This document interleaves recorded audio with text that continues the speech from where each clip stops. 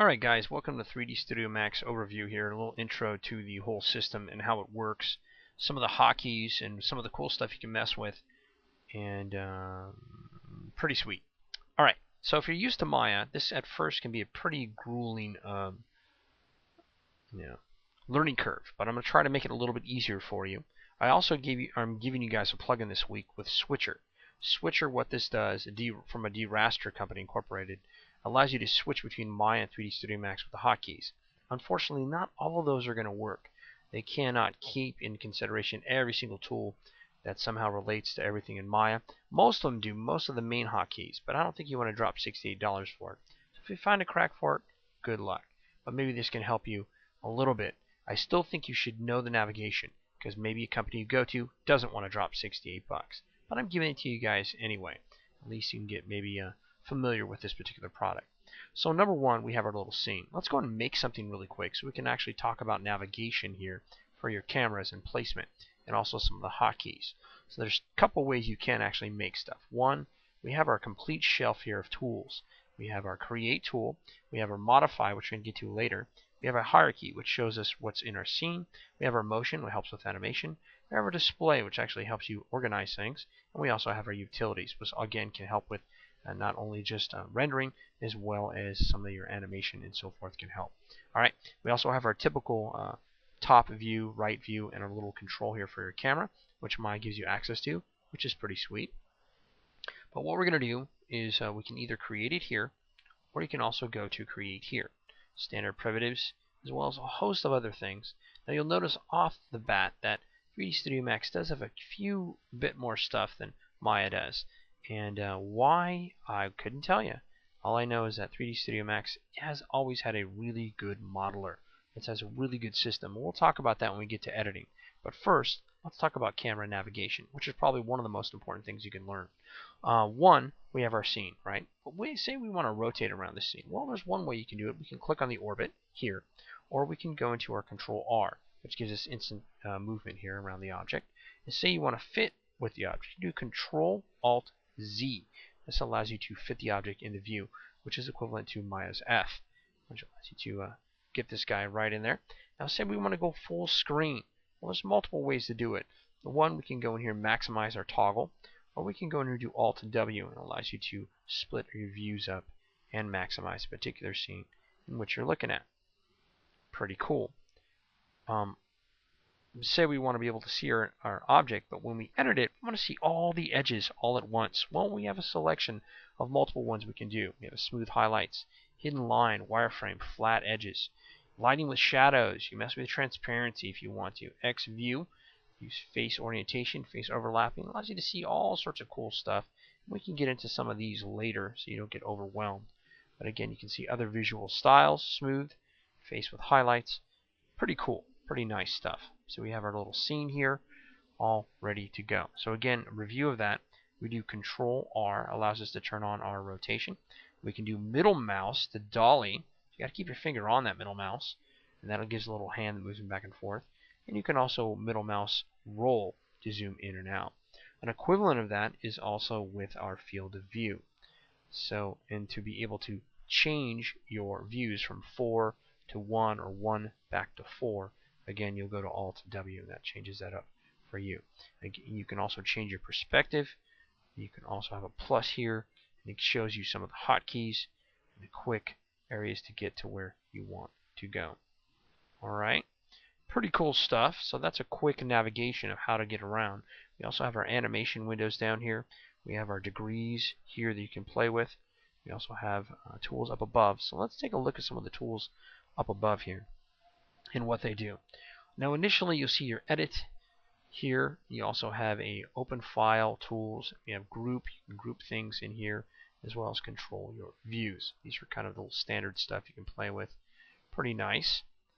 And also we have link. Now these guys always are here. Never can figure out why they ever put them here, but they've kind of left it here from early versions of Maya. But these act like they're like 3D Studio Max's version of parent constraint in 3D Studio Max. And we can get into that later as we talk a little bit more advanced things and animation and setups that we want to play with. Even for testing out stuff, this is pretty good. But I still prefer Maya's a little bit better.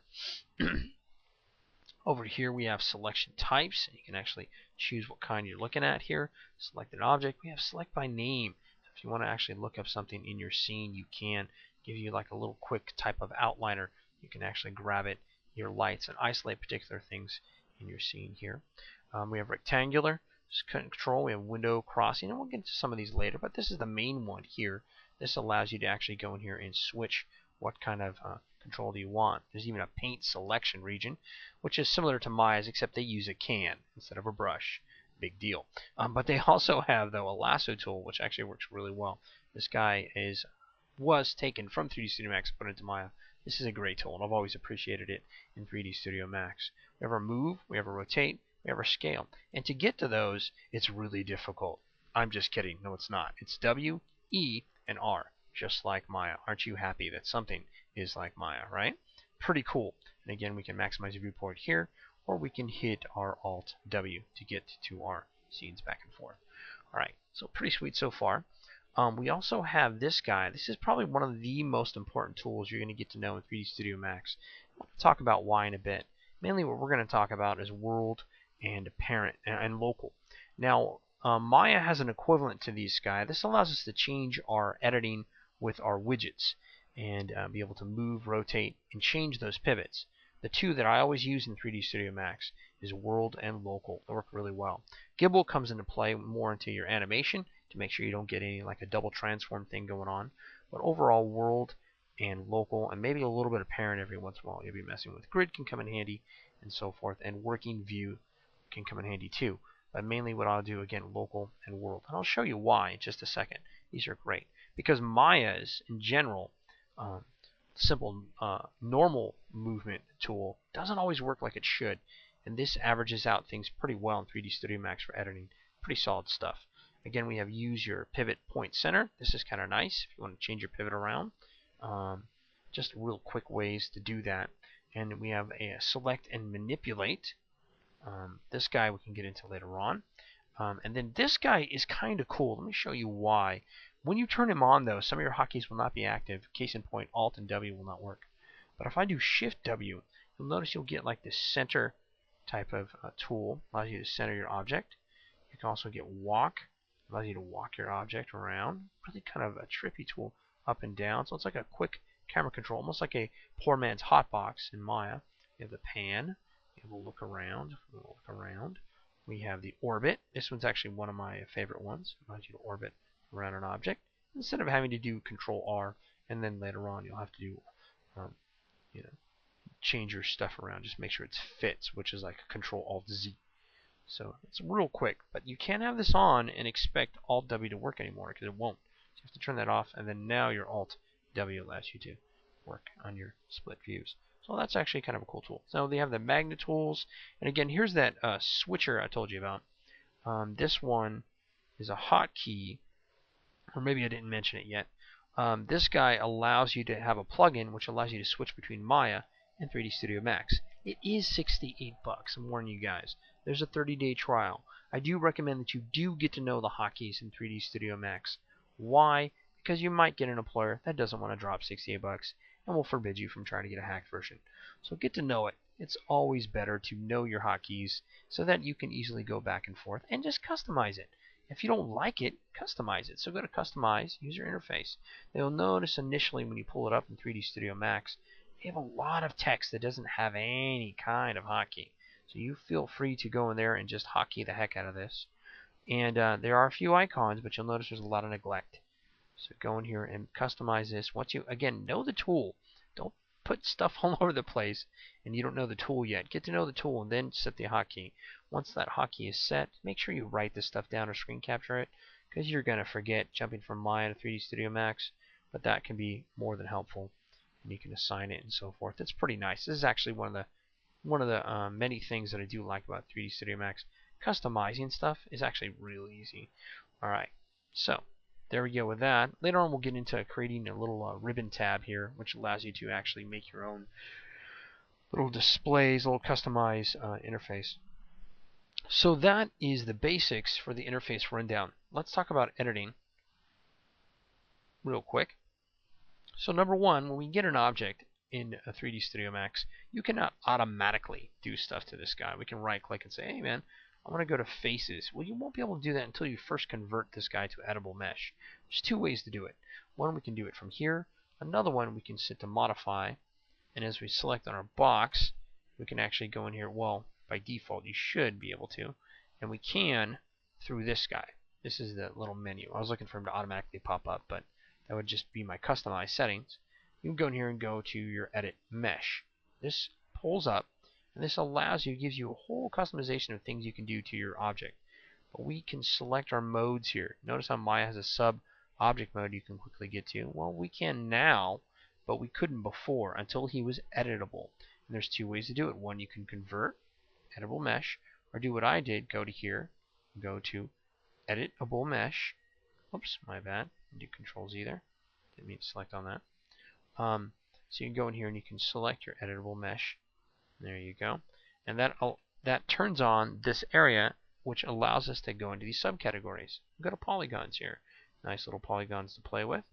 These polygons are going to allow us to, if we grab one, we can now go in here and we can choose to extrude. So many different things you do. You can explode it if you want to. Maybe you can use a big jerk. All sorts of cool stuff you can do. So what we're going to do first, deal there. We're going to extrude him. And we'll go in here and we'll right click on him.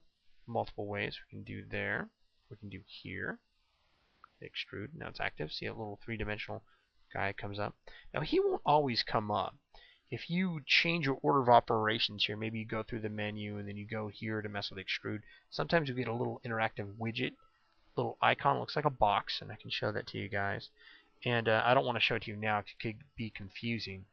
But it allows you to interactively, kind of like when Maya allows you to middle mouse drag when you have your channel box, to do stuff. It's nothing to write home about. It's just some new implemented tool to put in there. You can extrude again. Now again, to get this to come up, we want to go in here and do our edge faces. Otherwise, you're not going to see these divisions. And by default, 3D Studio Max won't have that active. You want to actually make sure you do that. Select it, get it on. That's pretty cool. That's pretty sweet. Pretty nice. You can also, if you want to, turn on your backface culling. That allows you to be able to not see the background. Now, 3D Studio Max handles the backface culling stuff a little bit better, I think, than Maya does. So you can play with some of that stuff here. So again, here we go. We got cameras, lights, pretty nice. We got our grid, scene explorer, and we can do asset browser. Pretty sweet stuff. Pretty cool. So hopefully you guys are getting a feel for it. So we extruded this guy. With this guy extruded, again, if we want to, we can turn down our shortcut toggle bar here, and I can hit Alt or Shift W, and then we can go in here and mess with our views on this guy. It's just such an unusual tool. I just had to bring it up again. It's so freaking weird. And then we can go and look around. We can go to center it if we want to pivot. There you go, and that nice little orbit around that object. And you can rewind if you want to. Kind of tries to track your positioning of your object and so forth. Doesn't literally skip you back in history though. Just keep that in mind. Alright, so let's turn that back off. Pretty sweet.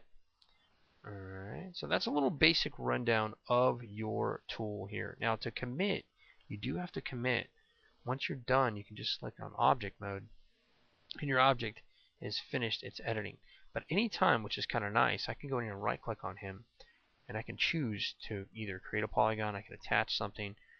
You can do all sorts of cool stuff. You can select an edge, vertex, an element. Cut your polygons. Excuse me. Cut your polygons, divide your polygons. Pretty sweet stuff. Nice, nice, nice. And then you can do, again, here's your ignore backface culling, which allows you to get a quick interface for that stuff. Pretty sweet stuff there. Alright, so that's editing there, the basics, and I hope it makes things a little bit clearer for you. And if you have questions in class, just let me know. Alright, so now I'm going to show you guys how to use the Material Slate Editor, which is new to 3D Studio Max. It is pretty cool. That allows us to go in here and be able to create our materials and textures and create our nodes and make pretty elaborate connections here. Now, Maya has a really strong and powerful hypershade network. Works great. I like it. I think it works really cool. There are some things I like a little bit better than this new material slate editor. I do like the exact connections with Maya, which shows you where the arrow shows you what's going into what. That's kind of beneficial. But the nice thing about this one, the slate editor, it works like Unreal's material editor, which is kind of cool to me because there are some things about it which are pretty straightforward. Um, and I'll show you what I mean. So let's go and click on this here, material editor here. Again, we have the slate editor. Let me get rid of these guys. They're from old lecture. Be on you, dudes. All right, so we have a material editor here, which is kind of nice. You can see some of the things we have here. Pick material. We have assign material to selection. You can also right-click at any time and say, assign it, or even create your material, which is kind of nice. So you can delete selected. You can move the children around. You can hide unused nodes. You can go show standard map in viewport.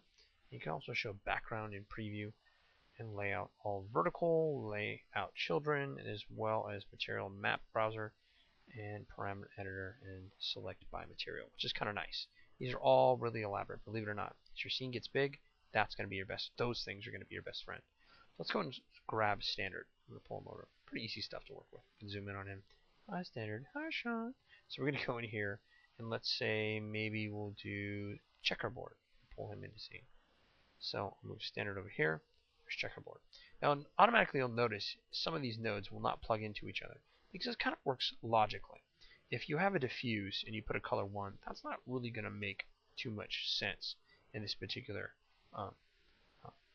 goals that we want to go for. This guy, both these colors make this whole material. So we're going to grab this guy and go and drag him into our scene, and you'll notice, voila, it gets connected because that's the final output goes into a diffuse. A diffuse kind of requires a final output for him to work appropriately and work correctly. You'll see a control Bezier float. What? Well, we have some secondary parameters we can play with. Notice as I mess with this value, I can change the overall value of this particular object. Let's just leave it at 1. Nothing fancy, man. And anytime you want, you can double click on that particular element on the material, and we can take a look at some of the parameters. We have the maps associated with it. Sorry, my Camtasia is making it a little bit difficult to click on these pluses. You can go ahead and click on maps. There we go.